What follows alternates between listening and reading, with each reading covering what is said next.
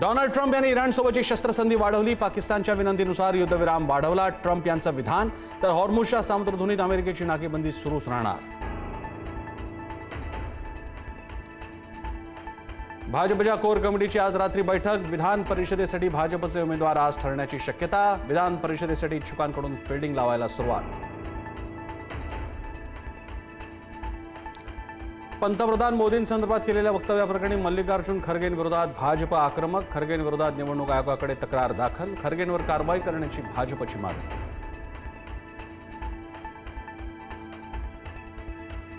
SIT चौकशी दरम्यान भोंदू अशोक खराची प्रकृती बिघडली. तातडीनं कार्डियाक अँब्युलन्स बोलावून वैद्यकीय तपासणी. डोकेदुखी, मळमळ आणि उलटीचा त्रास होत असल्याची माहिती.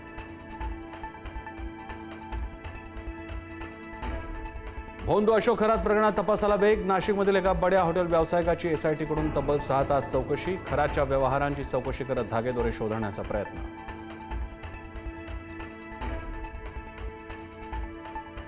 नाशिकच्या टीसीएस कंपनीतील प्रकरणात एसआयटीच्या हेल्पलाईनवर तक्रारींचा ओघ. आतापर्यंत 20हून अधिक तक्रारी मिळाल्याची माहिती. धार्मिक भावना दुखवल्यासंदर्भात अनेक तक्रारी.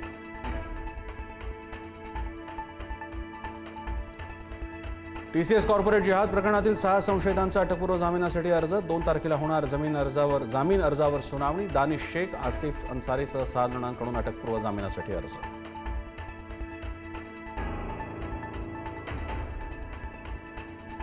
टीसीएस प्रकरणातील महिला आरोपी निदा खान अद्याप फरार. निदा खानच्या अटकपूर्व जामीन अर्जावर 27 एप्रिलला सुनावणी.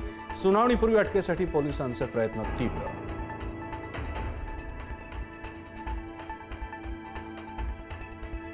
वसई तहसील कार्यालयातील कर्मचाऱ्याला 7 लाखांची लाच घेताना रंगे हात अटक. ठाण्याच्या लाचलुचपत प्रतिबंधक विभागाची कारवाई. कर्मचारी अनिल चौबलच्या अटकेनंतर अप्पर तहसीलदार विनोद धोत्रेही फरार. लग्नासाठी पुण्यातील तरुणाला भन्नाट आयडिया पडली महागात. पुणे पोलीस दलात रुजू झालो असे खोटे फ्लेक्स लावले. तरुणावर नर्हे पोलीस ठाण्यात गुन्हा दाखल. धुळ्यात कूलरचा शॉक लागून 2 मुलांचा मृत्यू. शिरपूर तालुक्यातील होळनाथे आणि भामपूर इथली घटना. कूलरला स्पर्श झाल्यानं शॉक लागून मृत्यू. मुंबईत आज पाणी पुरवठा खंडित. काही भागात कमी दाबानं पाणी. सकाळी 10 वाजल्यापासून उद्या पहाटे 4 वाजेपर्यंत पाणी पुरवठ्यावर परिणाम.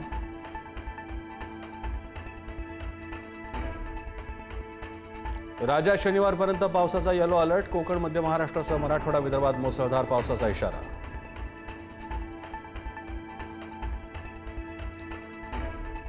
अमेरिका इराण युद्धबंदीवर पाकिस्तानात आज चर्चा होण्याची शक्यता. अमेरिकेचे उपराष्ट्रपती JD व्हान्स आणि इराणच्या संसदेचे अध्यक्ष मोहम्मद गलिबाफ आज इस्लामाबाद दाखल होणार असल्याचा अंदाज.